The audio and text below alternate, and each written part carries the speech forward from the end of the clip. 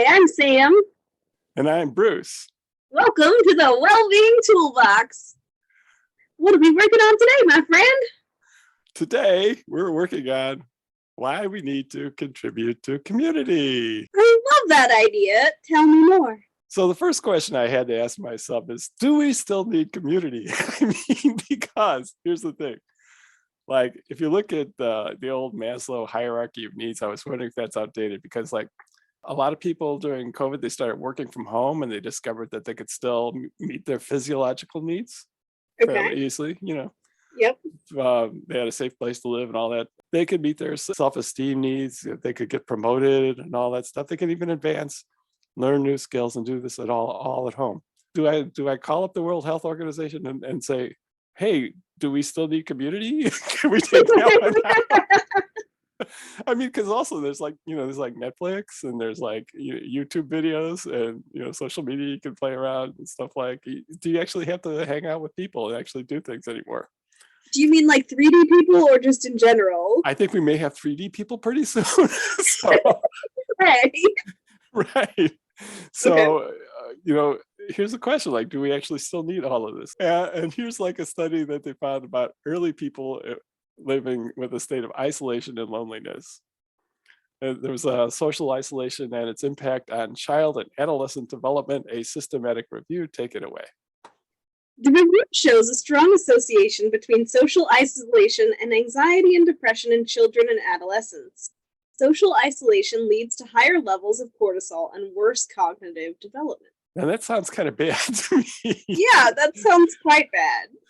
But that's for children. Yeah, that's for children, right? and then there's another group, older people. This is from the National Institute on Aging. Research has linked social isolation and loneliness to higher risks for a variety of physical and mental conditions. High blood pressure, heart disease, obesity, a weakened immune system, anxiety, depression, cognitive decline, Alzheimer's disease, and even death. Now that sounds like a disclaimer on one of those commercials for an antidepressant. So that's really bad. True. And I'm going to ask you, based on you've spent a lot of time with people in the middle range between childhood and old age who are also experiencing isolation and loneliness. True. And what was your experience of how well as a group they were doing? And I don't think I can find one person in my history who doesn't need people in some way. Yeah. I mean, like the Amanda Palmer quote of not everyone likes to be looked at, but everyone needs to be seen. Right. Yeah. Yeah, I think that's true. So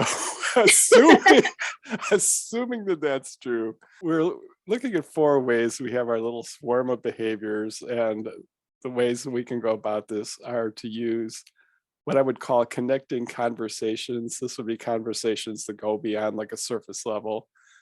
Right. We have 4 points of connection, which is a way.